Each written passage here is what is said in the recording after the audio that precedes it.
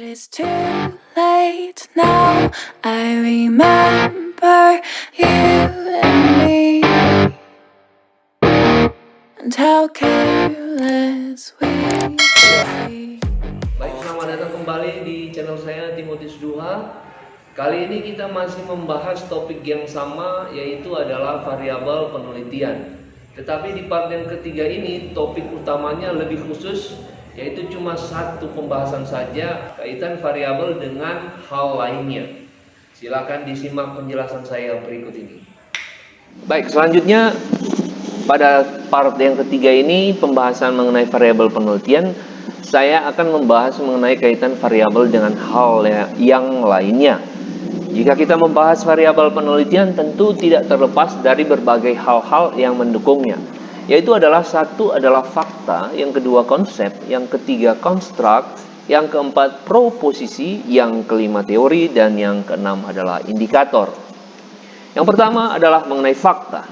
Fakta adalah fenomena atau suatu kejadian yang diyakini ada muatan kebenarannya karena telah disaksikan melalui pengamatan atau observasi, atau ada dokumen tertentu, atau ada teori yang mendukungnya, maupun dari hasil penelusuran dengan cara lain seperti wawancara.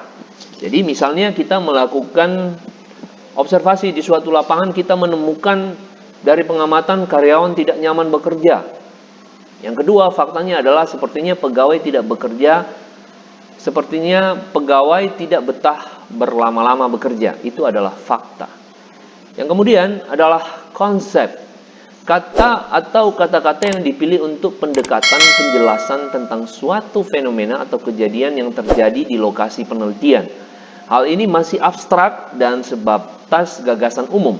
Tujuannya adalah untuk mendekatkan fakta dan teori. Saya kasih contoh misalnya konsep pegawai. Banyaknya karyawan yang bolos, suka keluar masuk tanpa alasan yang jelas, itu perlu diteliti. Sehingga karyawan yang bolos atau pegawai yang bolos suka keluar masuk tanpa alasan yang jelas adalah hal-hal yang sering dilakukan oleh pegawai atau belum dilakukan oleh pegawai, sehingga kita memakai konsepnya adalah pegawai. Yang seterusnya adalah konstruk. Konstruk adalah konsep tertentu. Jadi konstruk itu adalah turunan dari konsep yang sengaja diciptakan untuk digunakan pada tujuan ilmiah tertentu. Contohnya adalah konstruk kepuasan kerja. Jika konsepnya pegawai, ini tadi ya, pegawai ya, konsep kita memakai konsep pegawai. Jika konsepnya pegawai dan konstruknya adalah kepuasan kerja, maka kepuasan kerja merupakan hal yang mungkin atau bisa saja dirasakan oleh seorang pegawai. Untuk itu harus diteliti kebenarannya. Yang kemudian adalah proposisi. Hubungan yang logis antara dua konsep atau hubungan yang logis antara konsep dan konstruk. Contohnya, ini konsepnya adalah pegawai, sementara konstruknya adalah kepuasan kerja dan komitmen organisasi. Jika pegawai yang memiliki kepuasan kerja, maka pegawai tersebut akan nyaman dan betah bekerja dan memberikan stimulus yang kuat bagi yang mengalaminya. Yang mengalami ini adalah pegawai untuk mempertahankan komitmen organisasinya. Jadi proposisi itu didapatkan dari teori ya. Kemudian proposisi yang kedua adalah menjelaskan keterkaitan antara variabel. Biasanya penelitian yang dilakukan bertujuan untuk menguji sebuah teori. Contohnya, proposisi yang kita gunakan adalah semakin banyak motivasi yang diberikan akan mendorong munculnya kepuasan kerja. Tingkat pendidikan menentukan kompetensi dan keahlian seorang pegawai dalam pekerjaannya. Kemudian pegawai yang sering mengalami kepuasan kerja pada pekerjaannya akan memiliki komitmen organisasi. Jadi proposisi itu adalah mendukung konsep dan konstruk. Yang kemudian adalah teori, merupakan pengetahuan ilmiah yang mencakup penjelasan mengenai satu hal atau suatu hal tertentu dari satu disiplin ilmu tertentu, khusus untuk penelitian regresi bukan komparasi. Teori harus konsisten dan tidak menghasilkan ambigu dan kontraksi atau pertentangan dengan teori, keilmuan secara keseluruhan.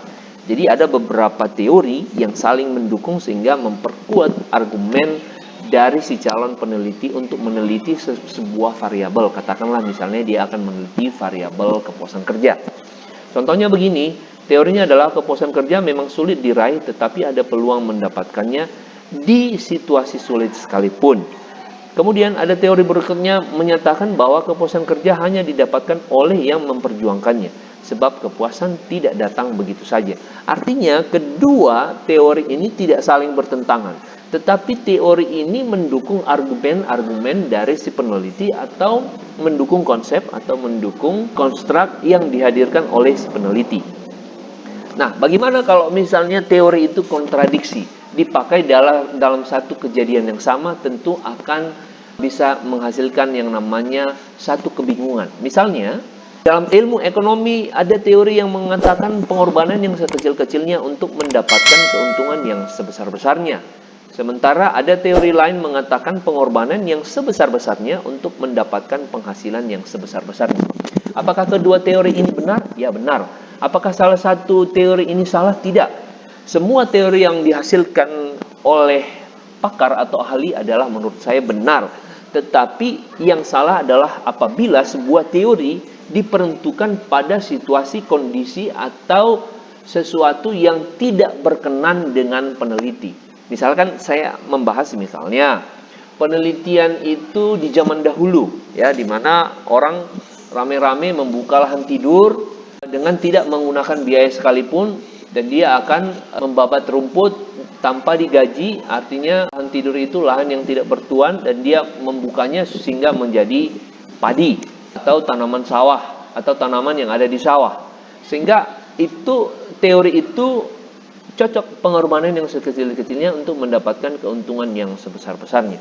Sedangkan untuk kejadian atau keadaan di zaman milenial sekarang, tentu pengorbanan yang sekecil-kecilnya itu tidak akan relevan bila kejadiannya begini. Seorang pengusaha bus trayek Jakarta-Surabaya hendak membeli atau ingin memiliki bus sebanyak 50 unit. Maka dia membutuhkan modal yang sebanyak-banyaknya, sehingga dengan banyaknya bus yang beroperasi dari Jakarta ke Surabaya, maka diharapkan banyak orang yang akan menumpang bis tersebut. Sehingga semakin banyak orang yang menumpang bis tersebut, maka semakin banyaklah income atau pendapatan si pemilik bus. Jadi antara kedua teori ini saling bertentangan karena tidak pada situasi atau tempat yang sama. Jadi usahakan dalam memilih beberapa teori, usahakan teori yang satu dengan teori yang lain tidak saling bertentangan, kecuali kalau penelitiannya komparasi atau penelitian perbandingan. Itu saja penjelasan dari saya. Sekian dan terima kasih.